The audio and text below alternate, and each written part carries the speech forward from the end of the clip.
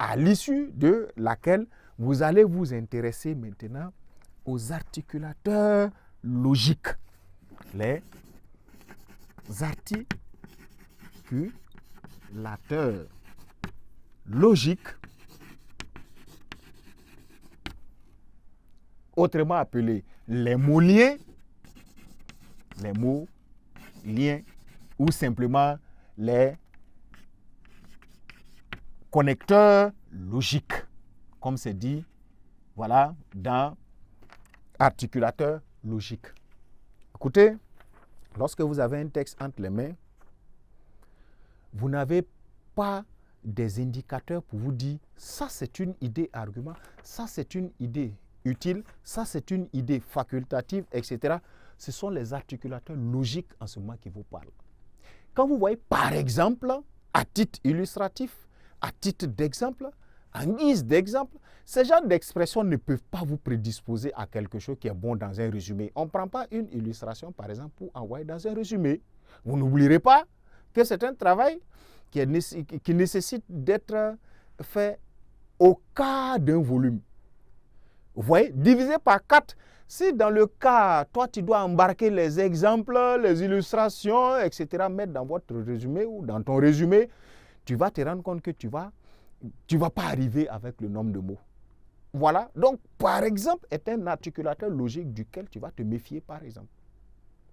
Or, si vous voyez d'abord, c'est d'abord de quelque chose. Attention, d'abord peut-être d'une utilité dans ton résumé. Et ça te prédispose automatiquement d'aller chercher un certain ensuite. Parce que vous n'allez pas comprendre qu'un auteur puisse dire d'abord, et puis il n'y a pas de suite, il n'y a pas son enfin. Ou commencer par un d'abord, et immédiatement vous voyez enfin, vous devez savoir que dans l'intervalle là, il y a quelque chose qui vous a échappé. Parce qu'on va toujours de d'abord à un ensuite pour arriver à un enfin.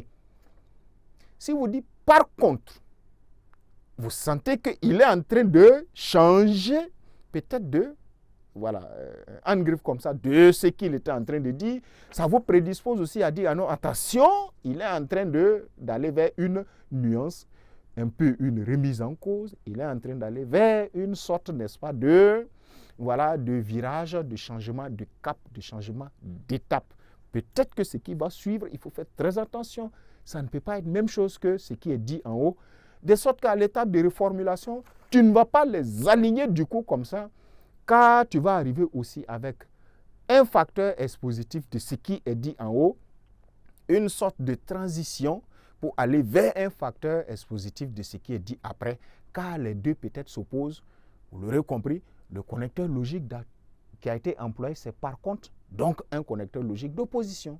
Ça pourrait être or, ça pourrait être mais, ou être cependant, d'accord, qui est aussi de la famille des connecteurs logiques qu'on ignore beaucoup à cause de pendant qui est dedans, qui n'a rien à voir avec le temps. Cependant est un synonyme simplement de or. Donc, n'associe pas les deux. Or, cependant, ou bien or, pourtant, sont des formulations maladroites. Voilà la phase de lecture-compréhension d'un texte. Elle n'est pas aussi extraordinaire, ce n'est pas de la mer à boire, mais ça nécessite une certaine concentration, car la qualité de la lecture va se vérifier avec l'efficacité de détection de ces quatre éléments. On va dire 4 car les deux là sont plus ou moins s'éliminent. Si c'est un texte argumentatif, vous serez tenté plus, d'accord, porté plus à retrouver une idée prise de position. Si c'est un texte explicatif, vous allez trouver ce que vous avez appelé, ou on vous dit une idée directrice, ou la plupart du temps, n'est-ce pas, un thème, en tout cas un propos de l'auteur, et ce propos-là est alimenté avec quoi? Des sous-propos ou des sous-éléments explicatifs lorsque nous sommes en argumentatif maintenant, qu'on va appeler les idées arguments.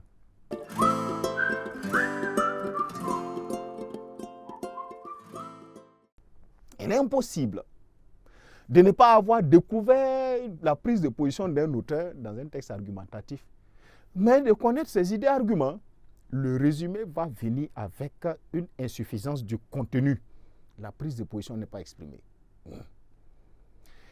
Il est impossible de trouver la prise de position d'un auteur et puis bizarrement les arguments là vous les sentez voilés. Ah non, il se base sur quoi pour expliquer la prise de position? Ce sont tout simplement les idées, arguments et les éléments qui vous donnent la piste pour pouvoir les retrouver, ce sont les articulateurs logiques. Car dans le texte, vous n'allez pas voir des pancartes affichées pour vous dire ici, il y a idée importante.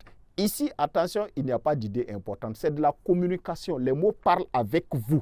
D'abord, on va vous dire qu'il est en train de donner un premier élément d'une suite qui va venir. Mais c'est d'abord de quoi?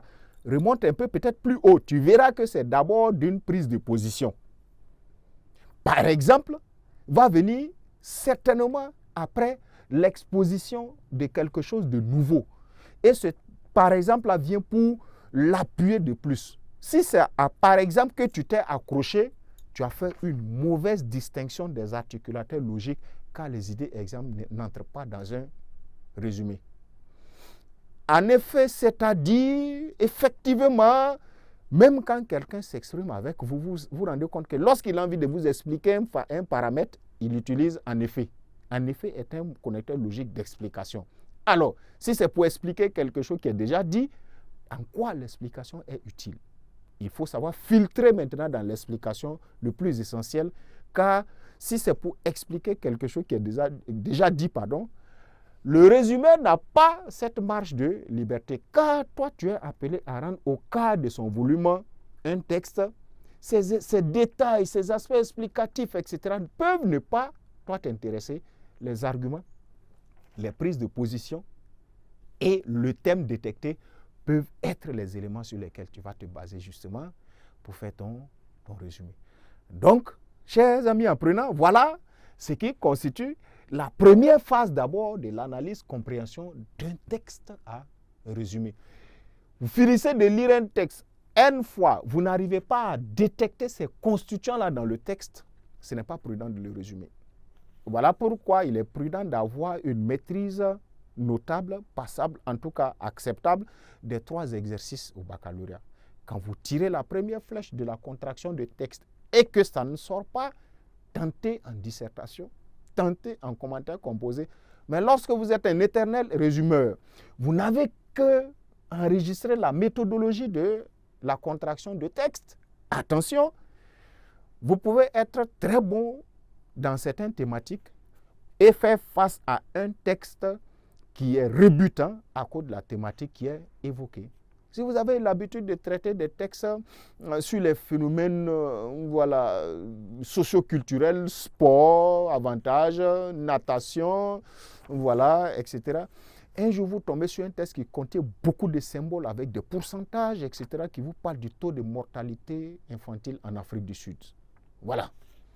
C'est compliqué, on rabat ça parce que c'est ennuyeux. On me dit, voilà, tant de pourcents. Certains n'aiment pas les chiffres parmi les textes écrits.